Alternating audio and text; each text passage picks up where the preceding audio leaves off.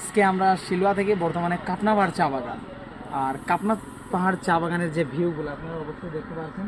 এই দেখেন যে ভাইরাল রাস্তাটা এবং এইখানে যে রোড, এখানে যে পরিবেশ, এইখানের যে ভিউগুলা, যে প্রাকৃতিক সৌন্দর্যগুলা, এত এইখানের মানে কি আই এম কনফিউজ, মানে এত সুন্দর এখানের ভিউগুলো। আর এখানের যে পরিবেশ, মানে ঠান্ডা ঠান্ডা ভাব, ঠান্ডা হাওয়া হাওয়া বাতাস, কি সুন্দর।